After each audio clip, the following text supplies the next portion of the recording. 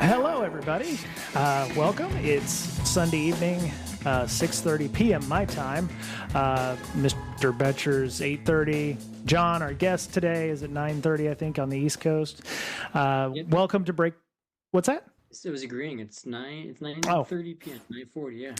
Yeah, Miss Berlin would be here, and she's also East Coast, but she's coming back from Blue Team Con, which we'll hopefully get an update from her in the next couple days on that on the next show.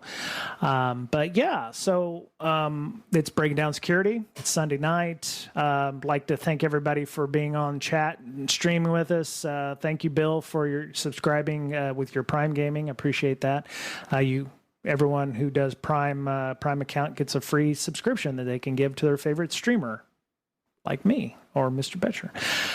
So yeah, we're just here. We're going to talk about a bunch of stuff.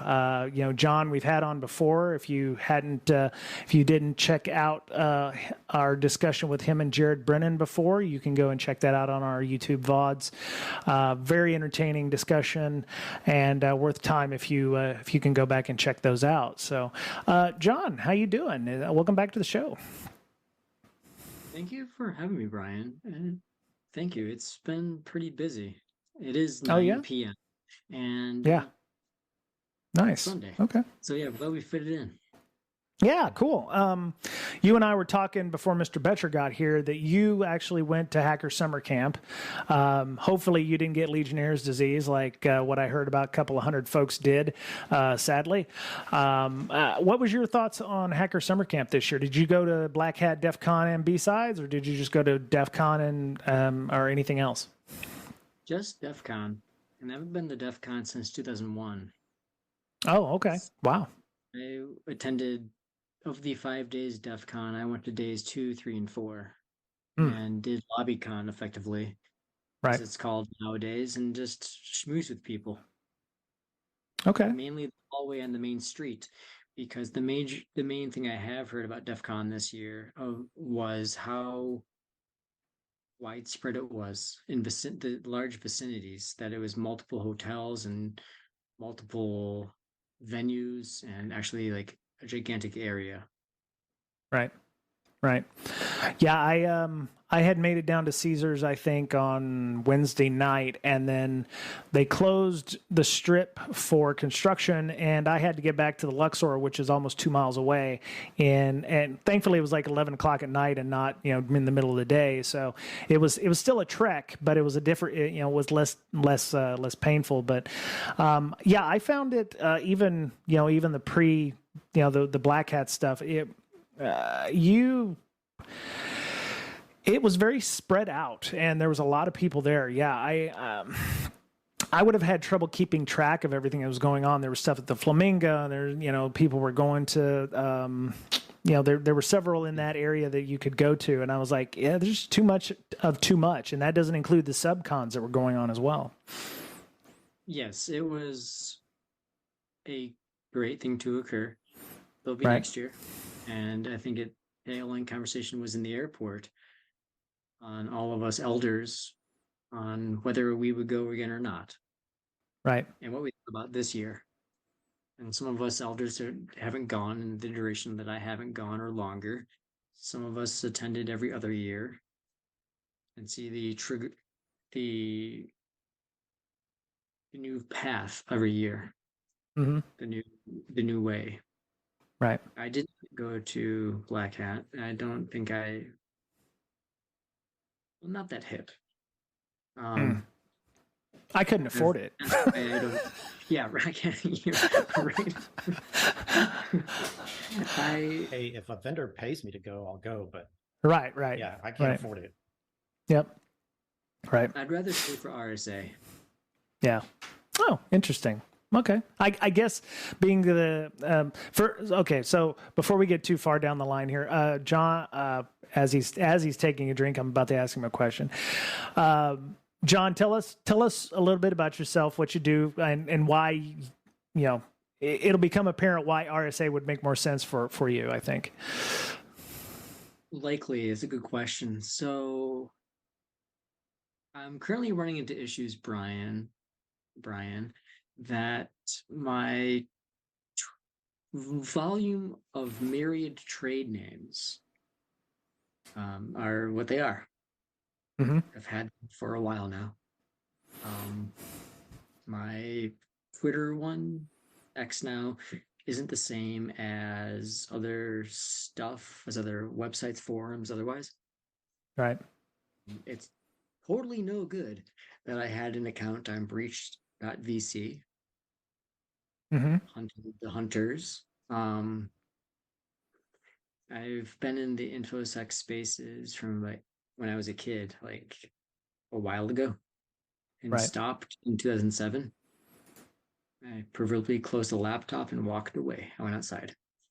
I came back in 2013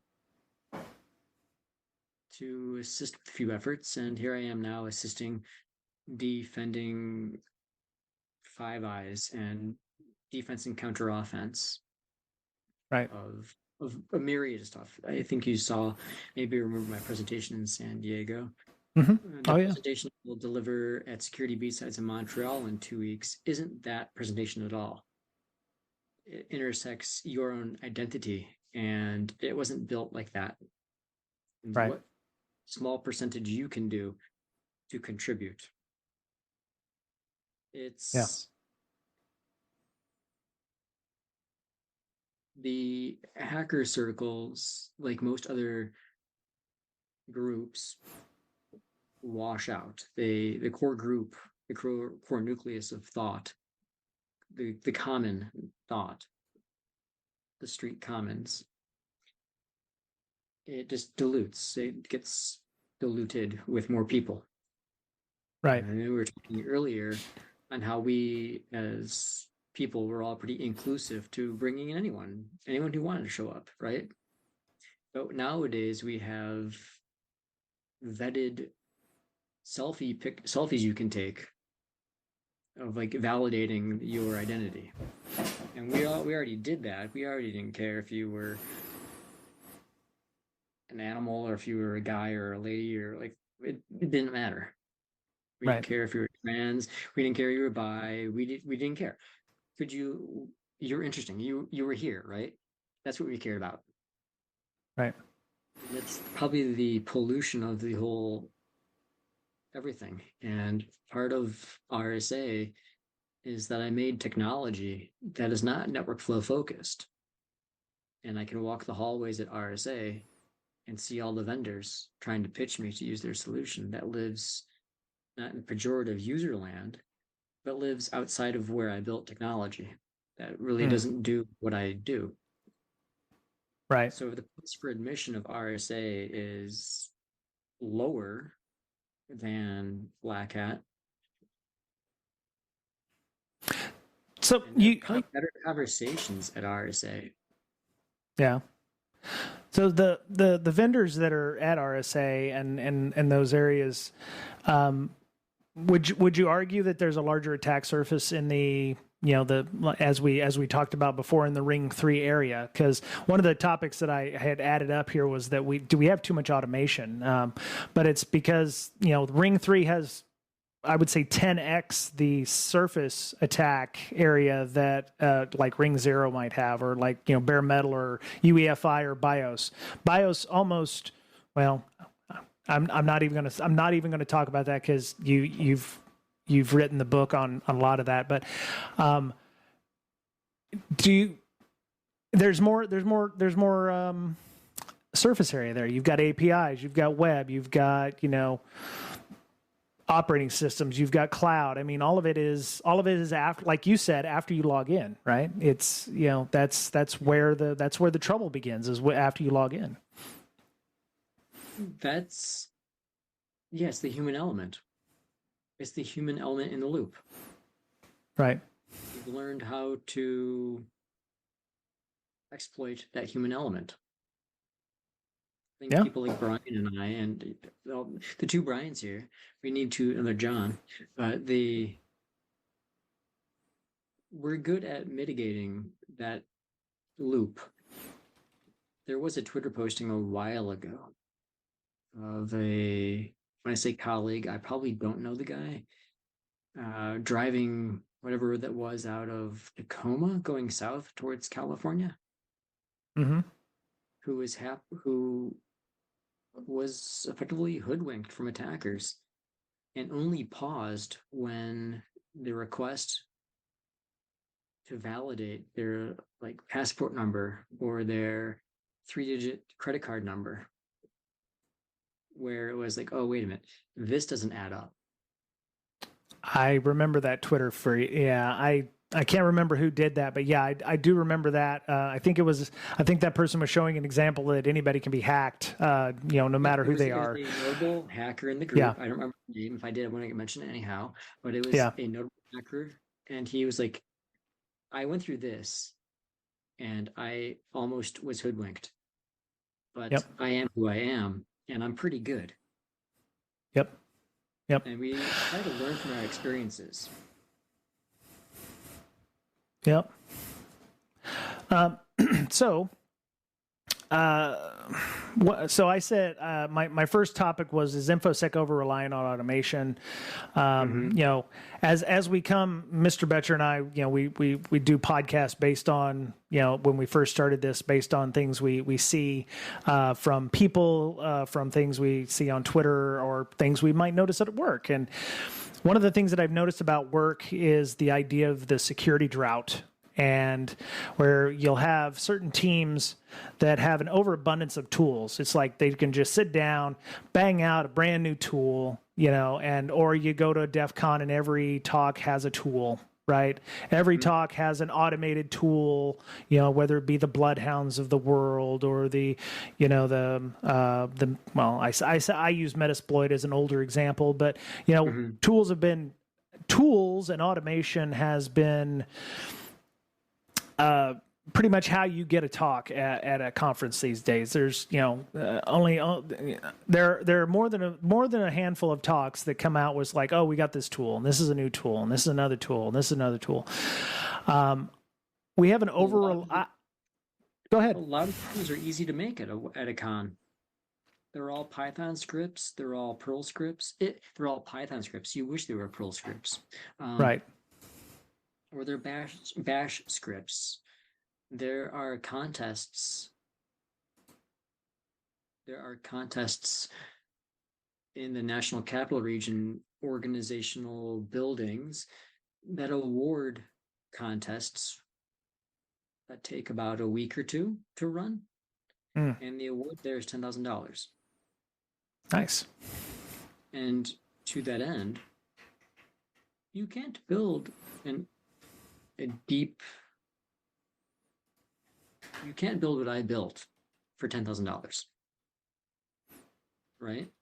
Right. You couldn't do it at a con in a day.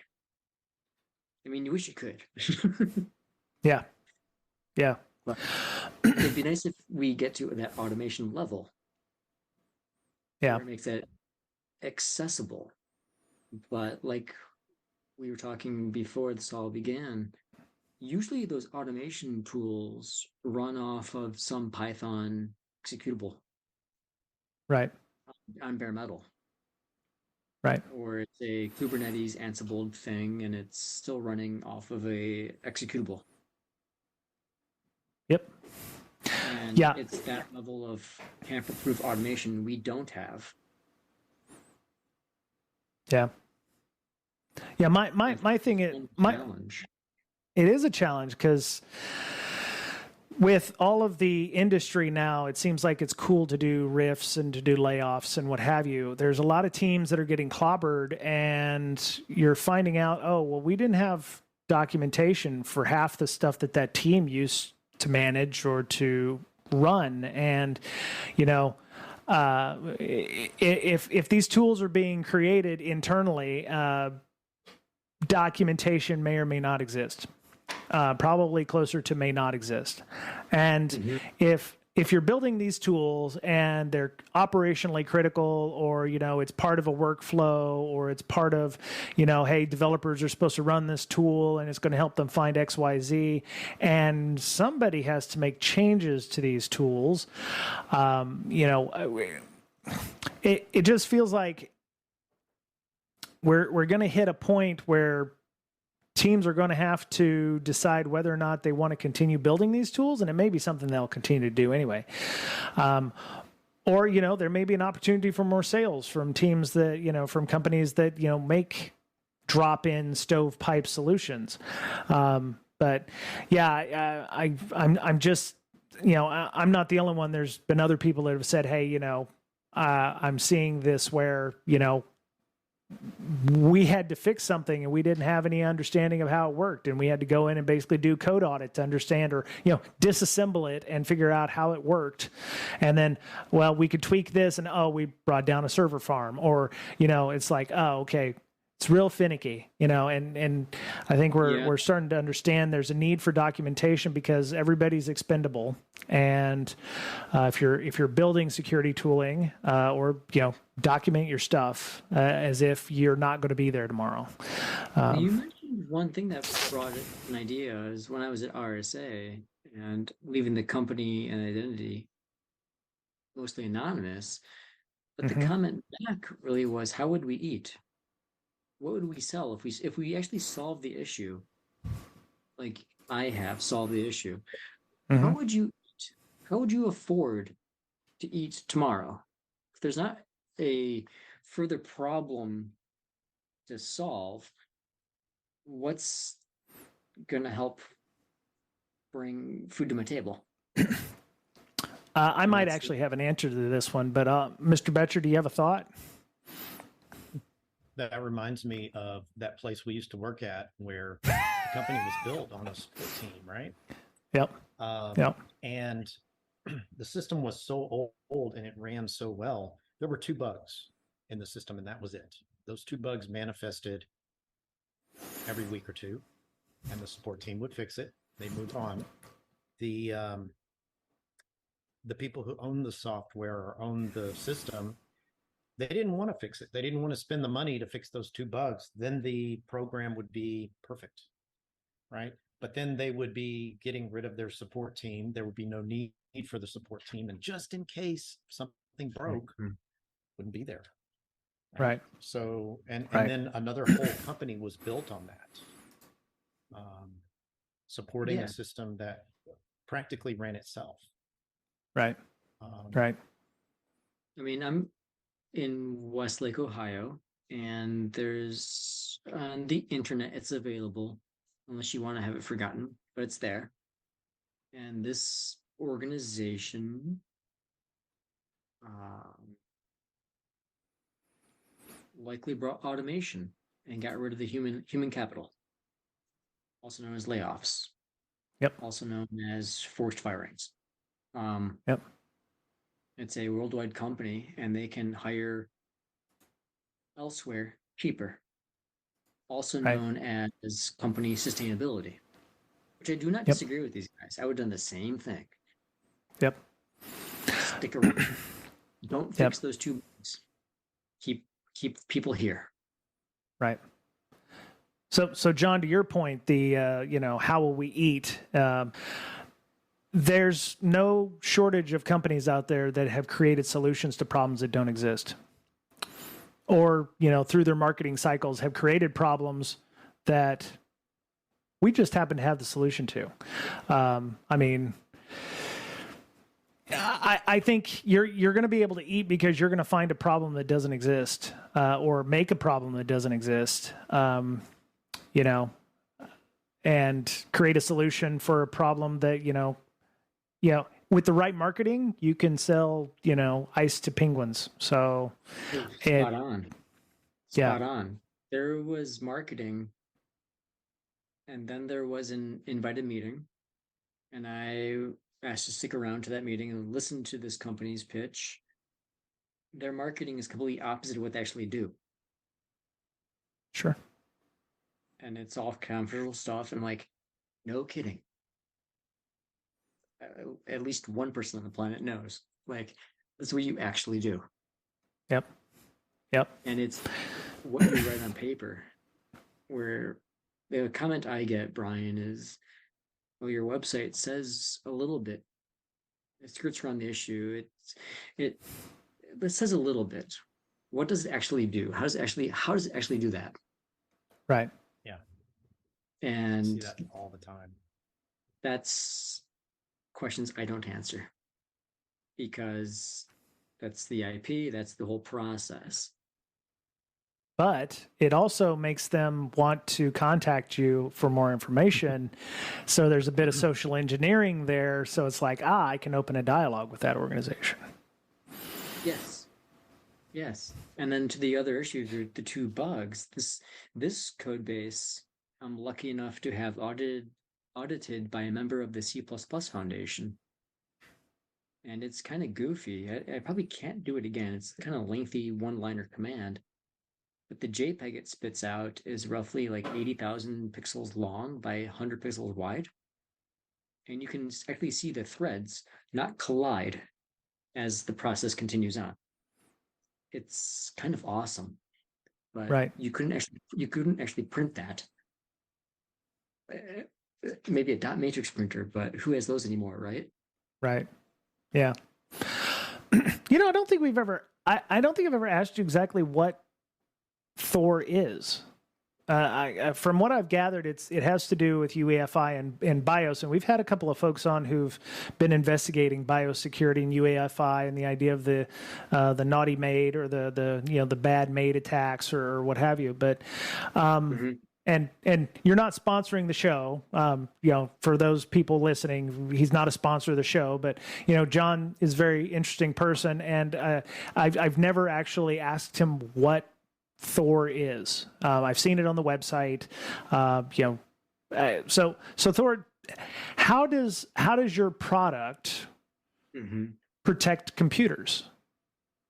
So we're entering into a dialogue because you've got me interested now. You've socially engineered me and gotten on the show, which is great. You've socially engineered me. It's all good. What exactly does Thor bring to the table?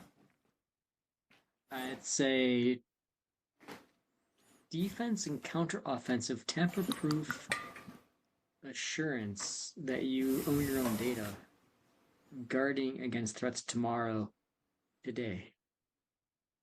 So you can actually trust the machine you're speaking on. Okay. So it's a reverse zero trust. It's reverse zero trust. Instead of you trusting the server, the stuff you're working on. Yeah, it fills gaps in zero trust where we mentioned analogous things before the show. Right. Between apples and apples.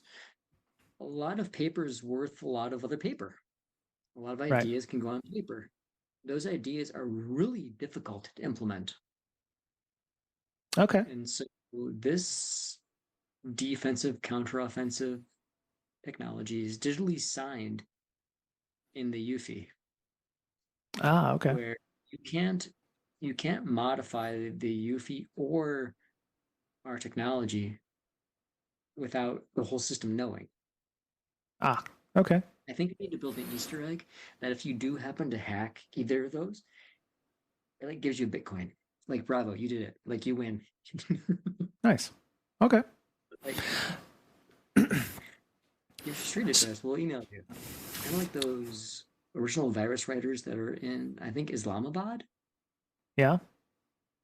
That they actually, I forget the guy's name. He actually went to, I think, Pakistan or Afghanistan. I forget the city. And could visit the creators of this virus that was hip virus back then, because they put the street address of how to contact them in the virus. I didn't. Michelangelo virus, I think, or something another famous one. I don't remember. Okay. I think it's it could be Mikko Hipponen, 10-minute video reportage on his trip to Lahore, Pakistan to find the authors of the first PC virus Brain. Wow. Yeah, Lahore. Yeah. Was that one that spread from floppy drive to floppy drive? No, back in those days? Don't remember. I had viruses that were transmissions on telephone wire, binary stuff on the cable.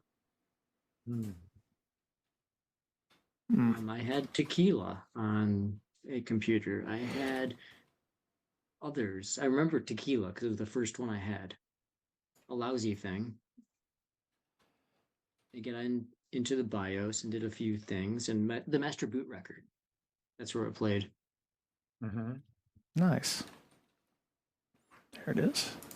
Cool. All right. Still So I was. their street address there. You can visit them if you want to. They're still in That's business. Cool. Huh. Are they still writing viruses in this case, or what? I mean, They're still the consultancy. okay. Wow. I'd imagine the first virus was a way to, actually get work done or something like that. I got the YouTube video right there, so we put it in our chats. I actually gave a shout out to Miko on the post here from you. So that was pretty cool. I actually didn't think I would be able to find that in Google, but I Googled it well enough, I guess. So, Thank you. so we're talking about ZeroTrust. We're talking about technology. One of the things that has kind of bothered me is the fact that security people have harped on, we've harped on things for years, and by the time adoption happens, the technology's dead, right? Tougher passwords, first it was firewalls and, ACLs and, you should use users and groups if you're back in the Unixy days or what have you, harder password requirements. And then it's like, oh, okay, now we can crack any password in 10 seconds because, we have the technology to do so. Now we've moved to 2FA and everybody's like, oh, great. 2FA is going to solve our problems. And then we have like evil proxy, which will bypass 2FA controls. And it's like, by the time we get people on board with 2FA, it's going to be useless.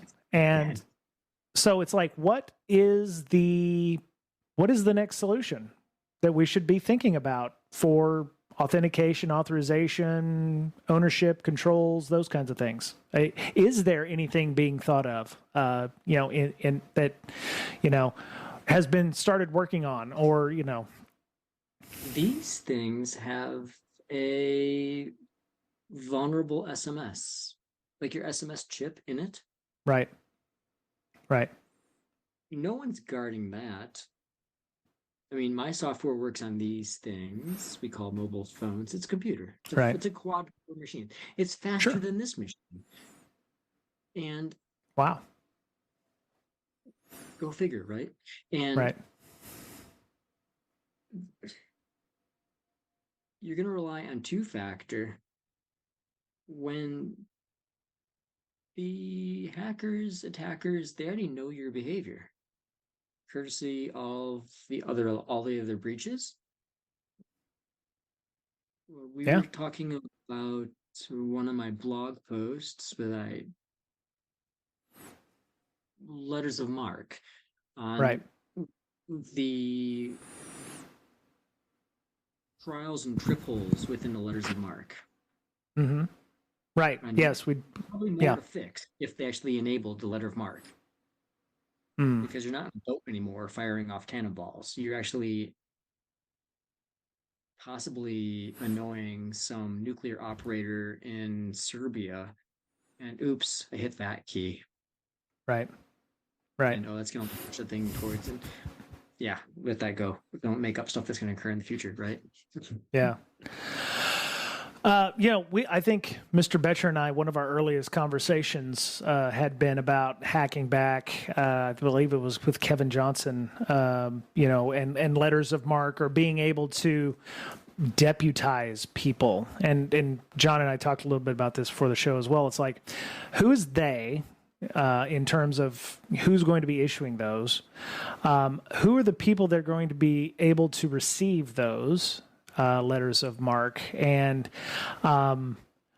what kind of extrajudiciary powers do they have? My worry is, and I could get a letter of marque because I'm just Joe Nobody, but I know my way around Burp Suite, so I can get a letter of marque, and I'm going to go poke around on the Russian version of Facebook because I just want to go do that. It's fun, and I'm going to do that on my work computer. I'm going to do that on my work computer because I'm an idiot, and I'm going to end up causing more harm than good. And my thought was, whoever issued me this letter of marque is now going to have to go and fix my issue. And you had talked about geopolitical issues, potential warheads on foreheads, because, Joe Blue Team, who watched hackers the other night, thinks they can drop shell on something and from their work computers with no worries, and then it's going to cause issues. The more I think about the letter of marque thing, the more I think it's probably a bad idea, because infosec people are kind of stupid. Yeah, and the more we talk about it, and the more I've been thinking about it, I think that needs to be taken down. Exactly. I think that there's probably 1% of 1% of infosec people that could do exactly what you're saying. Those people have never been on my show. Minus you, of course. But there's a related note conversation, which I can't go too deep on, but there's a large breach out there in recent history.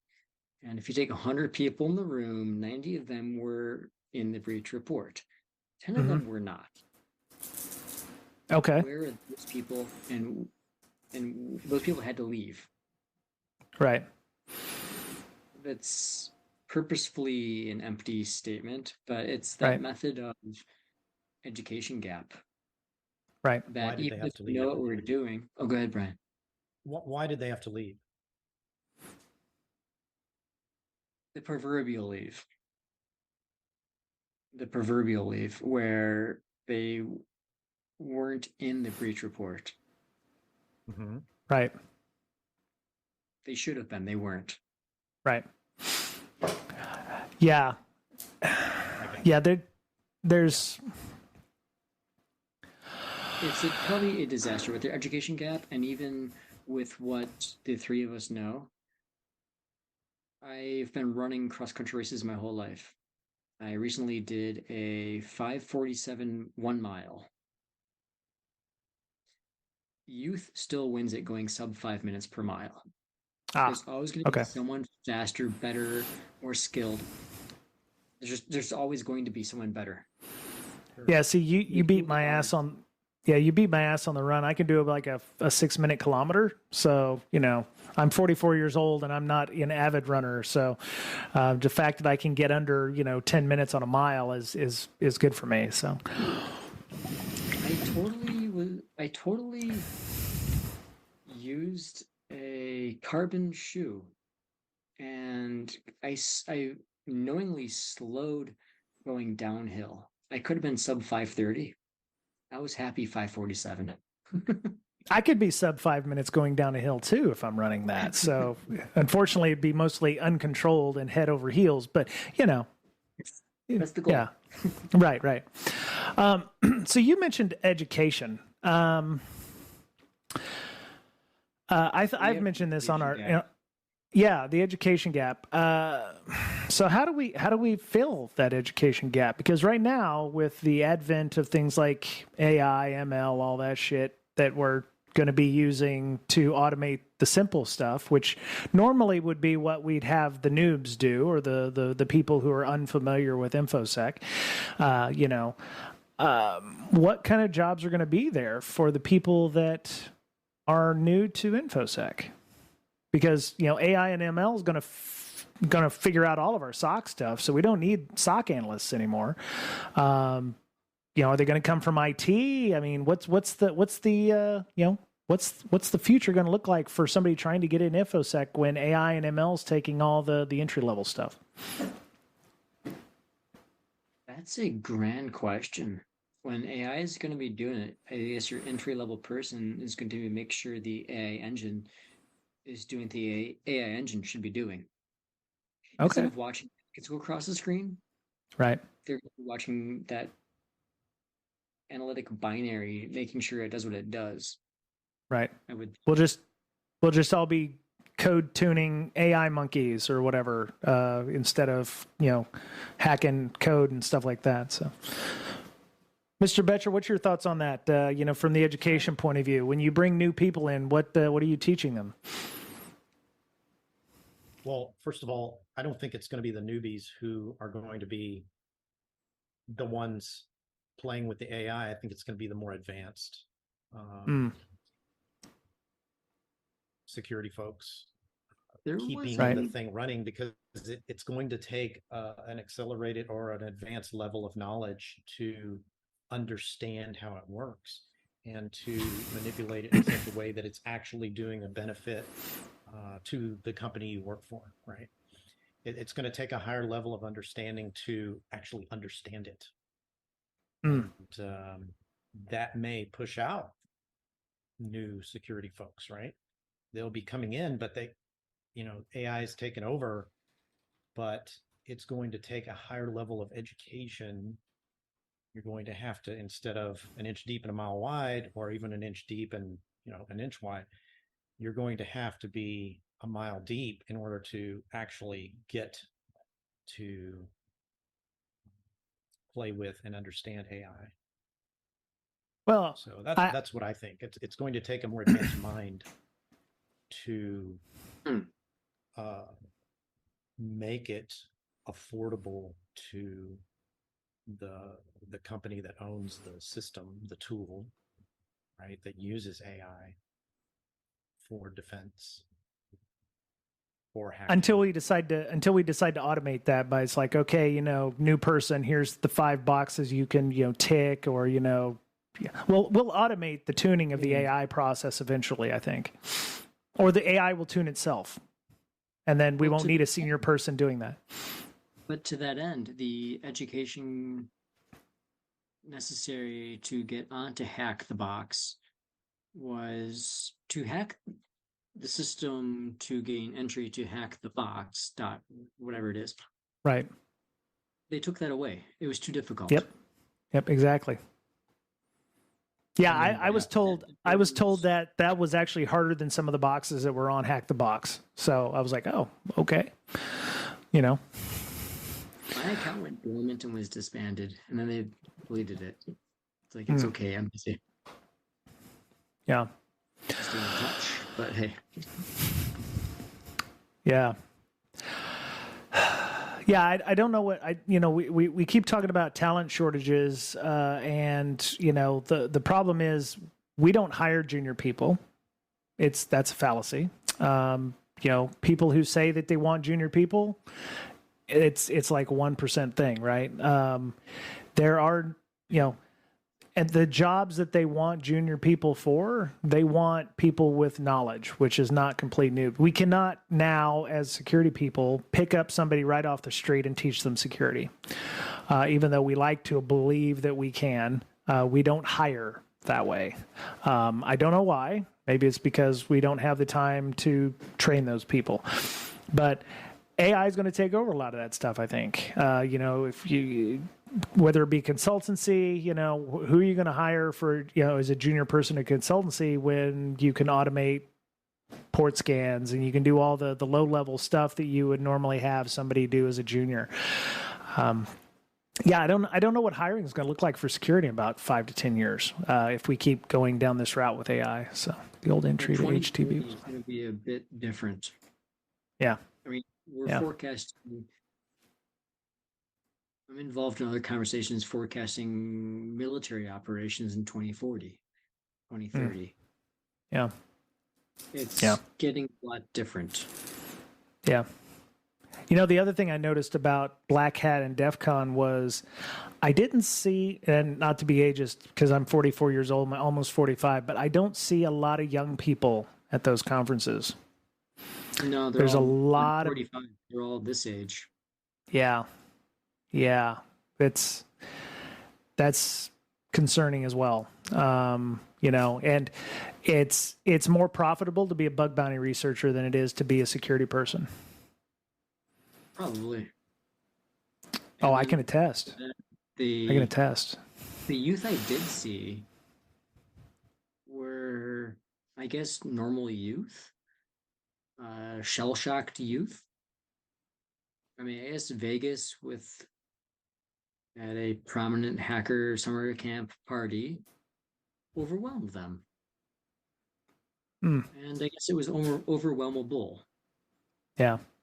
I mean, because I don't have a hard count of the number who showed up to DEF CON, maybe 38,000 people.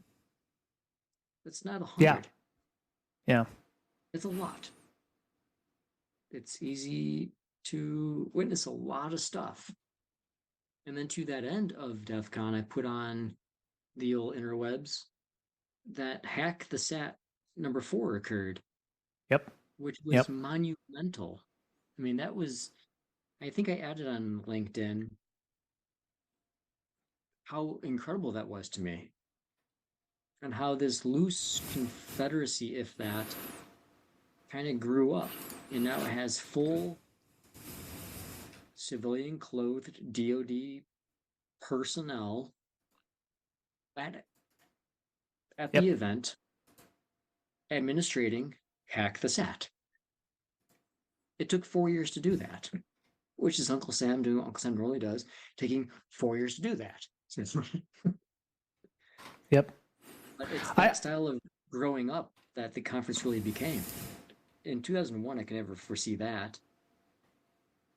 That was a huge thing. Yeah. I was talking to a friend of mine speaking about the DoD stuff.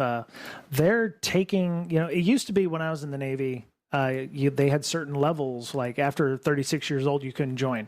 And now if you have any kind of cyber background, they'll take you as an officer directly from, I could come back as a lieutenant or a lieutenant commander because I'm prior enlisted. I've had, government work. I worked as a DoD civilian, but I could come back in, not even OCS. It's like I dub the Lieutenant Break, and I'm like, whoa, except they pay dick. But Right.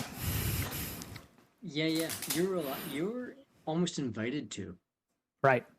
Where I never served for other ideological reasons.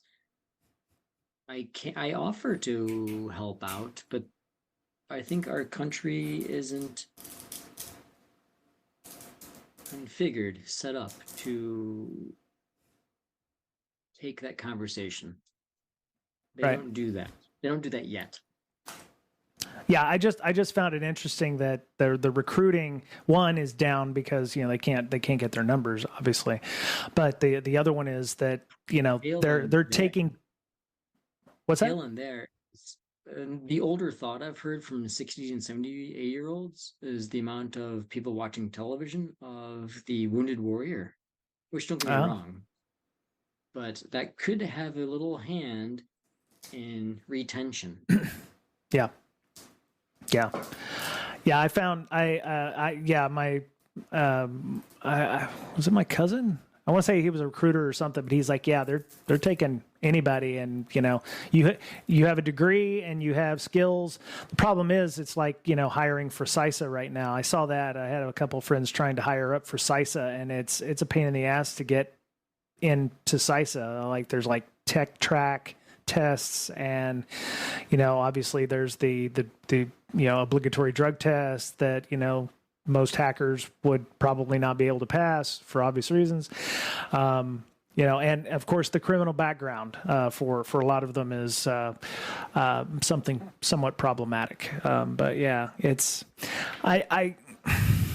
I'm not worried about infosec in the future, but I'm glad I made the move to PM work when I did, because I don't know what the job would look like in 5 years. Mr. Betcher, you're working for corporate right now. I mean,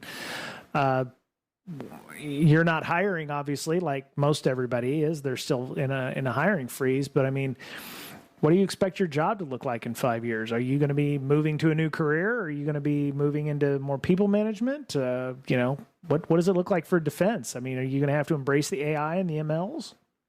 It's going to get tougher. There's going to be more tools. When we built LogMD, there was nothing like it, really. Right. And I think the EDR industry, it's EDR now, even though I don't know what that is, truthfully, the EDR space is so good. Yeah. I found this the other day. Yeah. When you moved, yeah. This may contain malware. I don't know if it does. I'm still not plugging it in. It's NRFB, never removed from wrapper or whatever. So I'm not gonna check that out. But yeah, there will be more tools. I mean, there's companies, in order to get their business, they require you to have cyber insurance. So it's in the contracts, right? So I see that as kind of sucking from the security budget. Right. Right. Oh, okay. Right. Well, we have this amount budgeted, but now we have to take half of it or more and give it to cyber insurance. Right. Instead of hiring great people to help defend our company, we're just going to have to siphon that off just in case. And sad but true. Now, as far as how it's going to look in 7-10 years,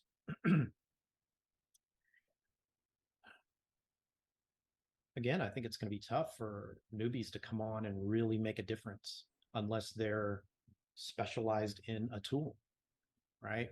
Oh, I know how to run a SIM because I've been trained. I went to school on running SIMs, right? That was my major, right, in the cyber program at my school. So you hire one of those to manage that, right? Right. Yeah, my specialty was identity. So they know it's more siloed, right? It's more siloed. Yep. In the future. And so you're not going to have those people that okay, you want me to work on Active Directory, I can go do that. You want me to work on the SIM, I can do that. Oh crap, there's an attack. Let me go see in email, like, okay, I'm going to go in and delete this email from everybody's account. And I'm going to go check the SIM to see who was affected by that email. And then I'm going to go look where that email came from. Did anybody else get this attack? And kind of what we do now and what we've done in the past is to take all those security things, those security tools, and most of them weren't even security tools. They were IT tools, like your MDM, right? Yep. Push things out, okay, let me write a quick PowerShell script and push it out to these 100 machines to make sure they're not infected, right? Because I know the IOCs, and you won't have people that can do all those things. They're going to be specialized, right? Right. And then it's going to take somebody old like us to coordinate, right, between the disparate people. Like, okay, I'm going to write this script for you. I want you to push it out. Right. I'm going to write this query for you and I want you to go, execute it. Right. That's how I see it. Yeah. So it's going to take somebody who's tired of doing SIM work and go work on EDR. And then they get tired of EDR and they go to identity. And it's going to take those people, as they get older, they've touched all those different areas. Yep. So, John, you work in a fairly niche industry. Go ahead. Go ahead. But it makes being a newbie terrible. You never get the job then. Right. Right. I mean, we already say we already say at conferences that we have like hiring Ms. Bat and those folks. They have at conferences like Blue Team Con, which just finished. They have like career. Here's how to write your resume, that kind of thing. They have tracks, or they have sub conferences or workshops on how to write a resume so you can get hired. As I mentioned, I don't know, on a stream, I think Digital Warhead was probably on that stream. We haven't fixed the hiring problem. We're teaching people how to hack the hiring system instead of fixing the hiring pipeline problem with the companies themselves. We're teaching people what to say so that they can get hired without fixing the problem, because they assume that we don't know how to get hired. It's the other way around. They don't know how to hire us. I've seen those videos from these they're good videos. They're well done. I think the person in question is former PsyOps Army. Mm-hmm. They're good videos. But they're teaching you how to apply. Right, exactly. And you know what? I have nothing against Ms. Batt and them teaching us how to hack the system, because that's what we do. The problem is all the media people saying there's a talent shortage. There's not a talent shortage. It's companies don't know how to hire people, or they don't know what they want to hire. And I've actually talked to people who have startups that, I think it was a video game company my friend works for, and I was like, well, if you're having to hire a security person, what would they need to know how to do? And after he rattled off about 5 or 6 different things, I realized he needs a unicorn because that's what his company has in a technology stack. Oh, we need to know Kubernetes, and they need to know this, and they need to know Amazon, and they need to know GCP, and they need to know all this. And I'm like, you're not going to find somebody with all that shit. So you need to pick 1 or 2 things that you can, you need right now, prioritize. I need somebody who knows GCP. I need somebody who knows containers. I need somebody who knows, and hire that person. You're the container person right now, but yeah, they want the kitchen sink because those are the things that they've asked 5 different teams. What do you need as a security person? And that person doesn't exist. So what we have to do is hack the system to say, okay, I know a little bit about all of these things, but I'm not a master of any of these things. It's almost like the generalist in me, who was told I couldn't get hired because I was a journalist, is now back in vogue. You need to know a little bit about everything. So, but yeah. But I would admit, like you were mentioning, Brian, that you just need to know C++ ASIO boost. Yeah, I just need to know C++. Okay, I'll Yeah, and that's difficult to find in itself too. Right. So, okay, John, question to you. You need to hire a junior person. What kind of skills would a junior person need to know work at your company? Do you even have junior level positions, or do they all need to know C++ and name their firstborn Rust and all that? Close. Yeah, kernel level C. Okay. I use Boost ASIO for transmission of protocols. That's a niche thing.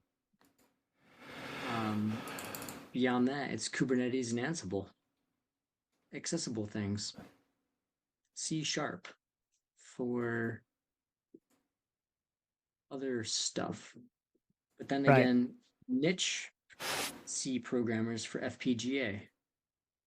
Field programmable gate arrays that we put into small sats or low Earth orbit. So you can't teach that kind of stuff. See, that's the other thing. If you want to hire junior people, they have to be some kind of level of ramping up, but there's no ramping up. That's the other issue. Well, SpaceX. Right. Yeah, that makes sense. It makes sense. It's reality. Right.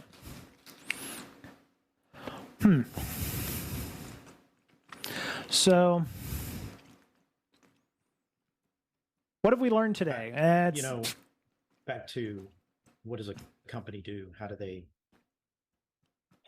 hire someone? Well, I think depending on the size of your company, you're just going to have to hire a CISO and rely on that talent to hire the talent. It comes down to that. You want to build a security program, or do you just want to piecemeal some ideas together and hope for the best? Right? You need somebody who's extremely experienced in security in many ways, top to bottom. It's hard to find. We need to recognize. We need to recognize creativity. It's not security. You need to recognize people that are curious, that have a creativity to be curious. That sounds good.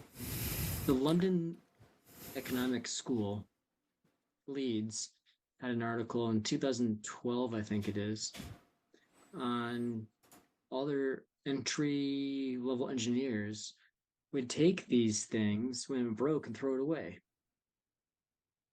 One of them, maybe 10 of them, of the 1,000, would actually take it apart and see what it does.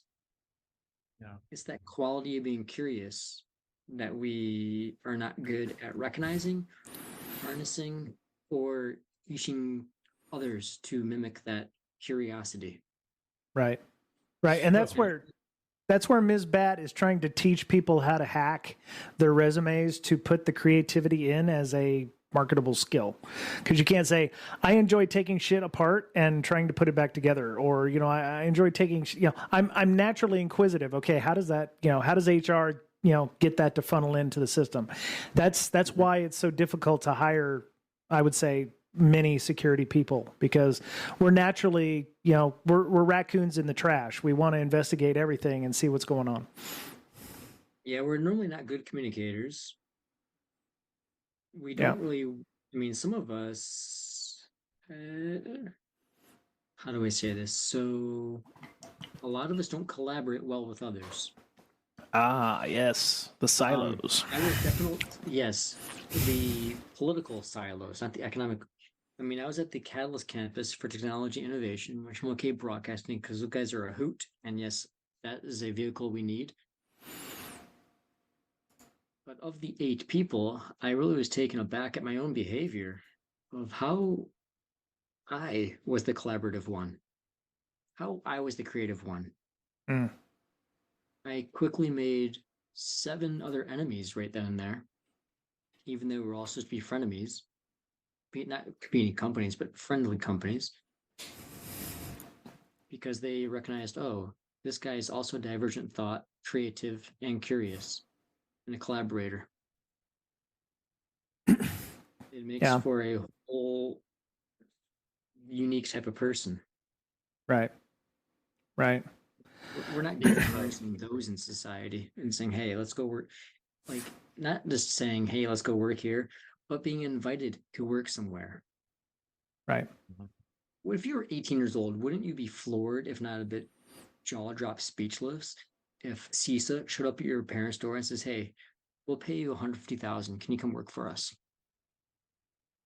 I wouldn't hate it. Wouldn't hate it. I would do it too. You wouldn't hate it. And you'd be like, huh, I'll try that. But we're not good at even doing that.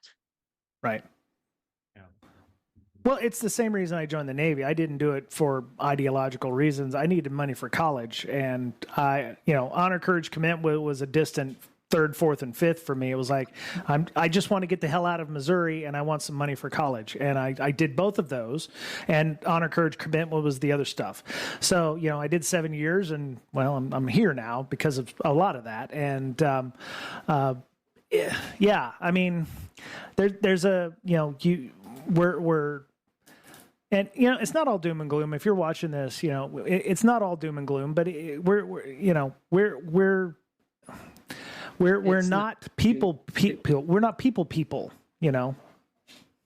It's not doom and gloom because there's also a few of us, like this guy, like others, helping out to ensure that it's not doom and gloom.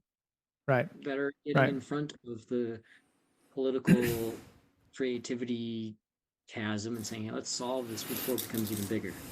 Right. I think one of the last, I don't want to say last, but I think one of the legitimate ways to get into security would be compliance, GRC stuff. You have to write rules for things. NIST just came out with their AI risk management framework for that. If you have an organization that's going to be using that, that would be, a good place to be involved with the process. If you don't know how to do AI, at least, be able to speak to how you can help people secure that or follow NIST guidelines. I think compliance and GRC is still probably a fairly stable way of getting into security without necessarily, knowing how to pop shells or what have you. It gives you the ability to work adjacent to those folks, and you can, pop shells in your own time or, get information and learn from those folks. And glean information from them. I think compliance is probably still a good way of doing that in many cases. It may not be glamorous, but it pays bills. And It can pay you a bill. Yeah, you can eat. right, You can eat right. it well. That's right. Yeah. You can have like $80 dinner dishes and be like, wait, flat. Yep. Yep. Especially if you work for one of the big four. Pea shivers. But yep. I think, as much as, not to go down that rabbit hole, but the CMMC, that's not a solution. It's good to get your teeth there, but as far as the more stuff I probably can't be talking about, but even there, the compliance education gap is pretty bad on being able to audit systems. Right. To even know what you're looking at. Right. I mean, scores going from 110 to negative 56 because we had an actual auditor. Mm. And that's not a small jump. Right. In just compliance. Yep. Yeah, it's like something like 40% of companies that get an ISO fail the ISO the very next year. They fail to get it. Well, it's a point in time thing, right? It's like PCI. You're PCI compliant that day. Boom. The minute you make a change, technically you're not PCI compliant anymore, unless you follow all of the. Yeah. And what's the adage I keep hearing? Anybody who's breached was never PCI compliant in the first place. So,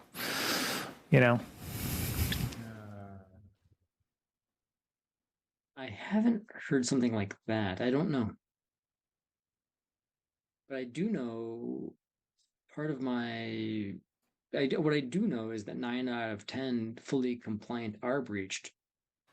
And whatever compliance you use, like 9 out of 10 are breached. Yeah. And that's scary. Well, I think scary.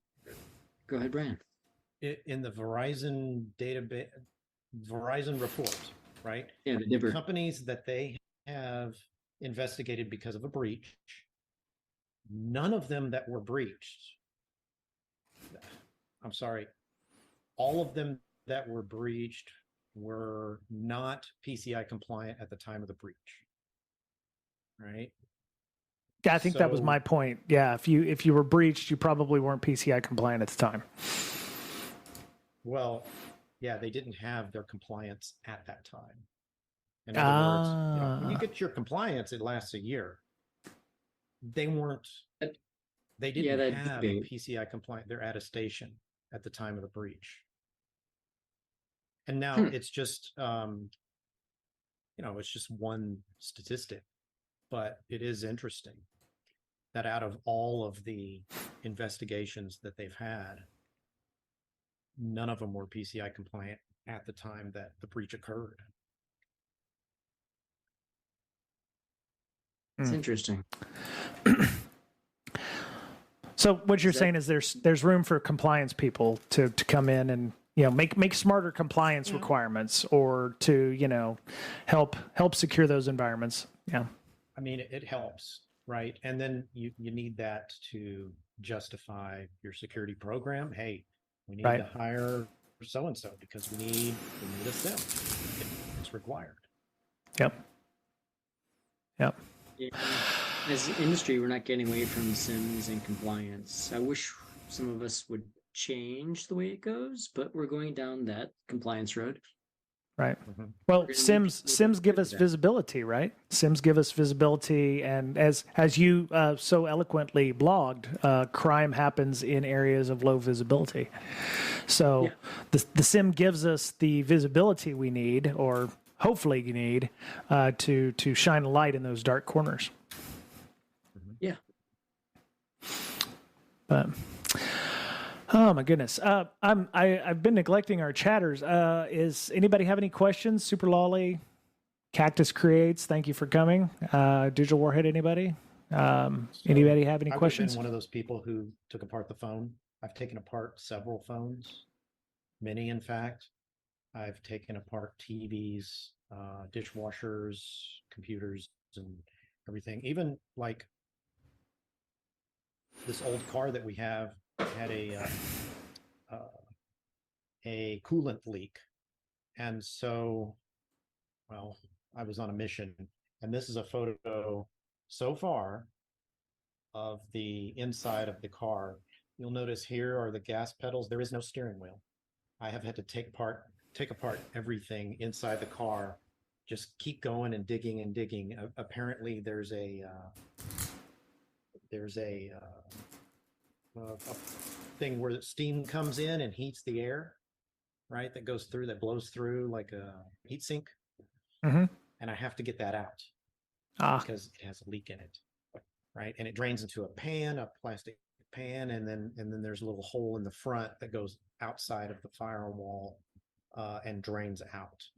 And so I've had to take everything out, but it's interesting. You can put this thing back together, right? Well, the back seat is completely full of crap. The trunk is completely full of crap. I've got a bunch of screws everywhere. I've taken lots of photos so I can hopefully get it back together. But there's like 200 pieces. You didn't say yes right off the bat, so I'm like, oh, ooh. Yeah, I know. Flip a coin. Yeah. Yeah, Super Lolly. It's going to be an expensive experience. Exactly. Yeah. Well, it would have been expensive had I taken it in, because they would have had to do the same thing professionally, of course, but it would have probably cost $2,500 to replace a $50 piece of equipment. Oh, wow. Okay. Well, as long as the steering wheel's... My point is, yeah. You know, some people would have paid the $2,500. Yeah. I'd rather have an interesting project, even though I have no time for it. I just have to do it anyway. You know, I just have to. Makes sense. Sure, but that system's, bravo, but I don't know too many people taking apart their Bosch controller of their car. I'm okay saying that out loud because Bosch is a company that doesn't want to talk about security. They know there's holes. They don't care to fix them in as much that no one's looking. Not many people are looking. Right.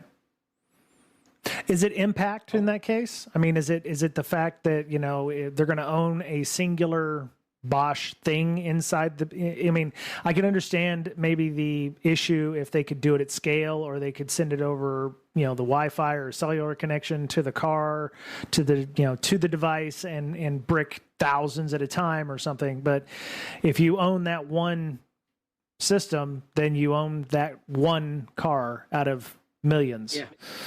And the only car that's Wi-Fi OTA capable that's common, not the Fiskars, but the Tesla.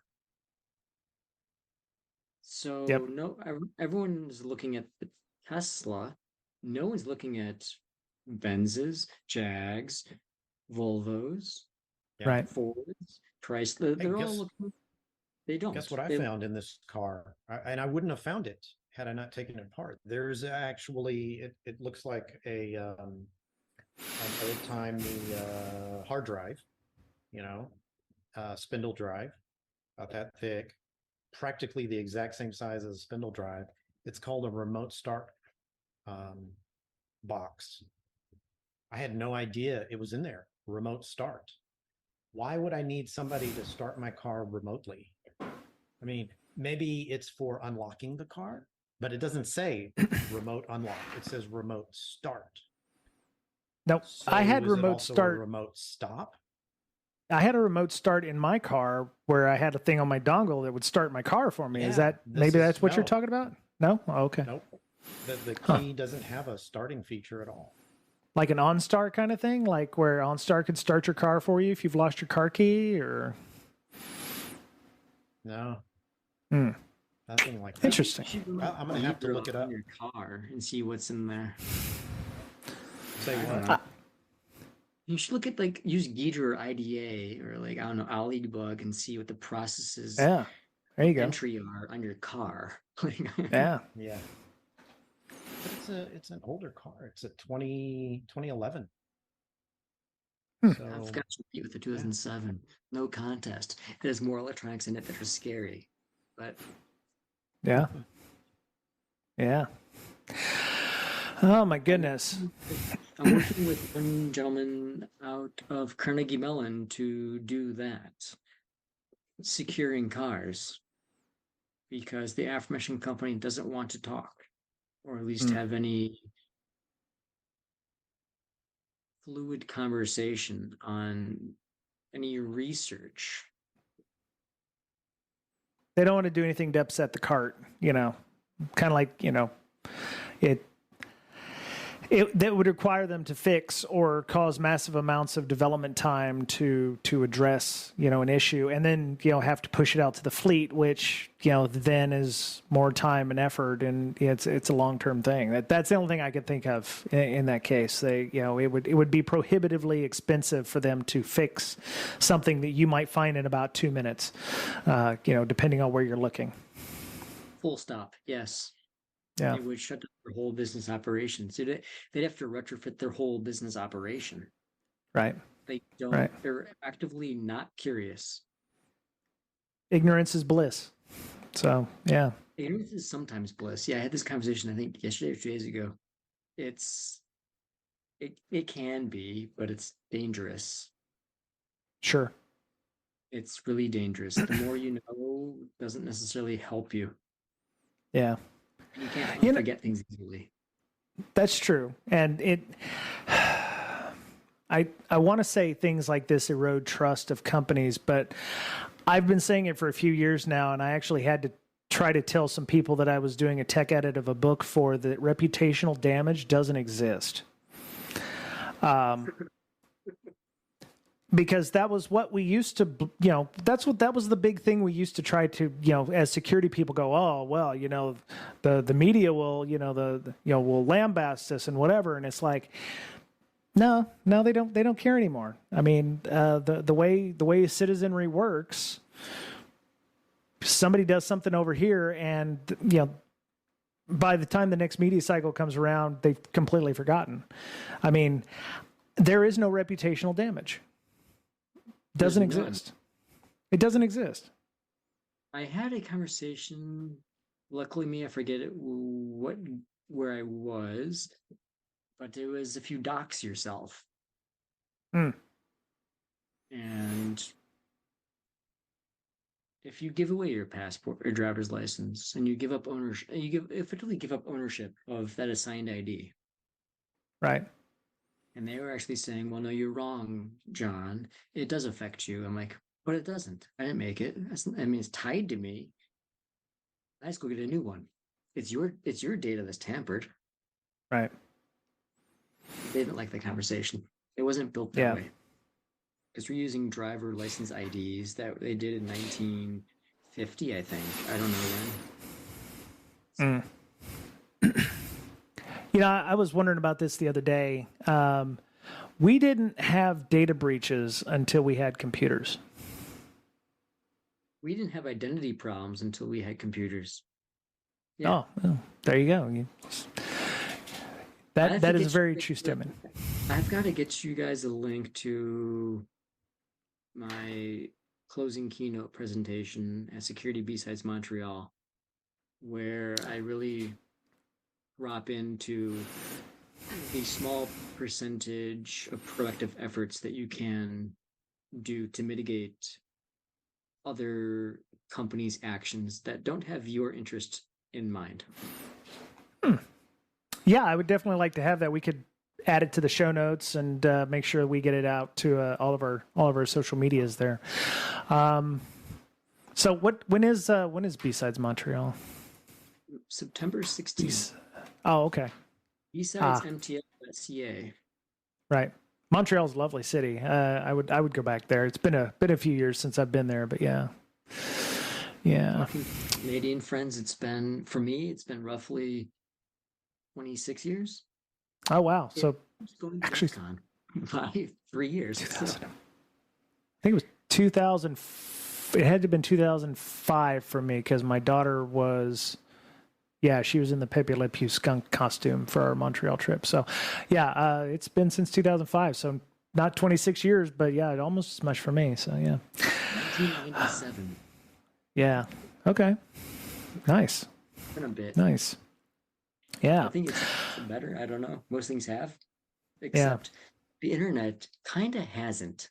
So I'm glad Yep. to see that dwell time has gone down, but up, but then down. Yeah. Dwell time on It's what? Like on a breach. videos or? The dwell time on a breach, where Oh, I see. an entry to a system where the attacker just kind of dwells there before a SIEM can even take note of the event, Right. where they're still Oh, there watching it for 270 days or 240 days because they don't know how to get rid of you. right. Right. Not to I wish I had broadcast that. what I built, but yeah, we have that issue. Right. We have issues that everywhere. Mm. And I it's think I about talked time about. we have millisecond issue response. Mm. Yeah, I think I talked about that. Somebody had published yet another report, not DFIR or anything like that, but it was like, yeah, sometimes they don't catch the initial break-in; they catch, the brokered access that somebody had, where they didn't catch the persistence they caught when the people who had your persistence sold your access for 20 cents or whatever, and then they start making noise because this guy isn't as quiet as this person here. So, yeah. Yeah, the developers in Brain and Lahore, it's all changed. Yep. Yeah. It's gotten less More friendly. users. Yeah. Yeah. More users. There's a lot of us now. But Right. with more users, we have more education gap too. Right. Right. Yep. And now we're back to the education gap. Yeah, so we're gonna be stuck there. Feedback loop. Yeah. So, it's always great talking to you, John, and Mr. Betcher, of course. So I'm not so much on X as I used to be because they took away my TweetDeck access. So, we're going to probably kill the BreakSec X account because, frankly, we never got a lot of engagement from it anyway. But so where's everybody going in terms of social media? Mr. Betcher, are you on LinkedIn? John, I know you're on LinkedIn, but I mean, what do you use outside of what used to be X or Twitter? Yeah, LinkedIn? Outside of, I don't even like saying X anymore. It sounds ridiculous. Cesspool? Sounds like ex-girlfriend or ex-wife or ex-fiance. It's like, it's actually ex-Twitter. X-Twitter. Very nice. Yeah. I find Mastodon works for me because there's a lot of people on there with really odd points of view or takes about things like security. And they give me a lot of fodder for streams because I can rant about those things on there. Like, everyone should have a password manager. And I was like, sounds good, except, my mother goes to 2 websites and she's not going to pay $39.99 a month for 2 websites, one of them which is Amazon and the other one is Walmart. And it's like, there's no reason for her to do so. I mean, writing them down on a piece of paper in her house, she's 7 billion people safer that don't have access to her passwords at that point. So it's like, I wanted to discuss with that person, but I knew that I was probably a losing battle. But I get a lot of takes like that where, it's people think, well, it's not Twitter and I'm not some infosec thought leader, so I can just say what I want on here. And I was like, okay, yeah. But, some people are going to call you on it anyway. So, yeah. I still have my Twitter company account. I still have my personal account on Twitter, X. Where I go, I think we're getting washed out to. Yeah. I mean. Yeah. I think LinkedIn is going to be where this age group just kind of washes out too. Yeah. It's not going to be Facebook. It's not going to be TikTok. It's not going to be Instagram. It's not going to be whatever else. Yeah. I'm actually going to look up how to disable, if not delete, my Facebook account. Like, I just don't want it anymore. Right. But I don't want to lose my Messenger access to my friends around the world. So, like, how do you do that? I don't think you can. I think you will have a Facebook account of some kind. Yeah. I agree with you. Not it. I agree with you. I think you're stuck. So that just forces me to double stack routers at this address to defend against other stuff. Yep. So I put on Reddit, and this guy said, "You have 2 routers, pick one." I'm like, I did not go give him the, maybe you both have seen it, the Twitter picture of like guarding against the US, guarding against the EU, guarding against the Russians, the Chinese. Right. Yep. Palo Alto, your Cisco, your That's right. VPNs, your Yeah. Just leave alone. Yeah, the loss of Twitter probably LinkedIn. Yeah, Twitter, the infosec community started on Twitter, and it's fracturing because everybody's going to Blue Sky, or they're going to Threads, or they're going to Mastodon, or, infosec.exchange appears to be the most popular Mastodon instance. But yeah, it's like it's fractured everything, which may be actually, I think, good in some cases. I have an account on Mastodon as a company, I think. I don't think I have a personal identity. To that end, I don't know if, how would you say that? If other people know of my social identity, know of that vehicle to find me at. Okay. Otherwise, they can, look you up on LinkedIn and, reach out. Go to LinkedIn. Yeah, go to LinkedIn. It's the safer, easier option. If they can do halfway decent, OSINT collection, they can figure out who you are. So, yeah. So, Mr. Betcher, you're on LinkedIn then, now? I don't see you much on Twitter or X Twitter or what. Ouch. So I think I like X Twitter. It does both. That's right. X Twitter. Yep. Yeah. And it actually serves a third purpose, so it's kind of funny, but yeah. So, all right. Podcast, website, breakingsecurity.com, BRAKEING security.com. I'm on Mastodon at Brian Break at mastodon.social.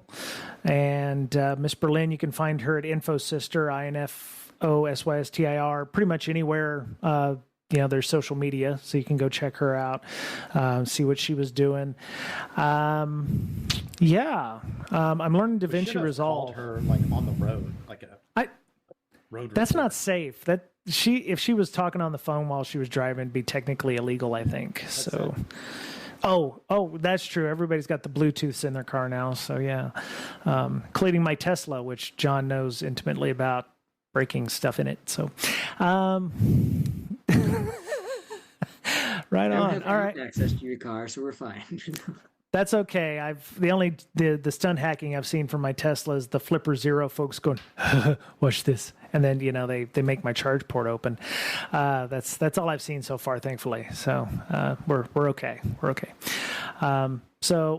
Anyway, John, it was awesome to see you. Thank you again for coming on and spending some time with myself and Mr. Betcher. Mr. Betcher, sir, we don't talk as much as we should. We should be in each other's hip pocket all the time. And I miss talking to you, online. So yeah, you got me. Just hit me up. So. Oh yeah, I got you. Yeah. So, all right. Well, I think that was it for our show this week. Hope you have a great week. Be kind to one another. Take care of yourselves. And, as we're fond of saying around here, you're the only you have. So we'll talk to you soon, and take care. Bye, y'all.